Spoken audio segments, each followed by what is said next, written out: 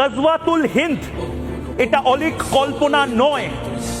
এই ভারতবর্ষ, এই ভারত মহাভূমি, সেই ভারত মহাভূমির চারপাশে এই মুহূর্তে যেভাবে খোরাসান নির্দিষ্টভাবে তার যে কালো মেঘ সেভাবে এসেছে, এই জায়গাটা অলরেডি চলে গেছে আইসিস, খোরাসান, লস্করে তৈবা এবং যারা মৌলবাদী রয়েছেন, ইসলামপন্থী যে সমস্ত কট্টরপন্থী রয়েছেন তাদের দখলে। সেখান থেকে আপনারা ভাবছেন যে কাঁটাতার দিয়ে সবটা আটকে দেবেন, প্রাচীর তুলে সবটা আটকে দেবেন, পারবেন না।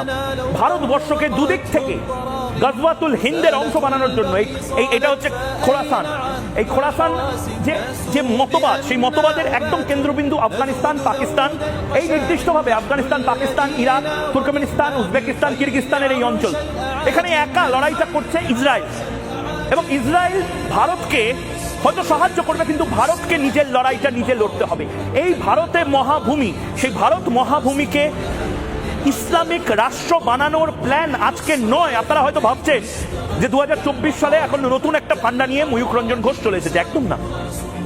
গজওয়াতুল হিন্দ বা গজওয়ায়ে হিন্দ এটা আজ থেকে না, দীর্ঘদিন ধরে, এবং এইটা নির্দিষ্টভাবে টার্গেট করা হয়েছে, এবং এটা কিন্তু একটা মাস্টার প্ল্যান। সেই মাস্টার প্ল্যানটার নাম গজওয়াতুল হিন্দ বা গজওয়ায়ে হিন্দ। এটা তো কট্টরপন্থী বাংলাদেশিরাও জানে।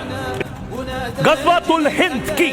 ইসলামের একটি ভবিষ্যৎবাণী। দীর্ঘদিন ধরে যারা ইসলাম চর্চা করেন তারা বলেন, এবং নির্দিষ্টভাবে বিভিন্ন জায়গায় লেখা আছে, এটা একটা ভবিষ্যৎবাণী, এটা হবে বলে যারা ধর্মপ্রাণ মানুষজন তারা বিশ্বাস করেন। যেভাবে হিন্দুরা বিশ্বাস করে কল্কি অবতার আসবে একদিন, বৃহত্তর ইসলামী রাজ কায়েম হবে এশিয়ায়, এটা মনে করা হয়, এবং এটা বিভিন্ন গ্রন্থে তারা লেখেন।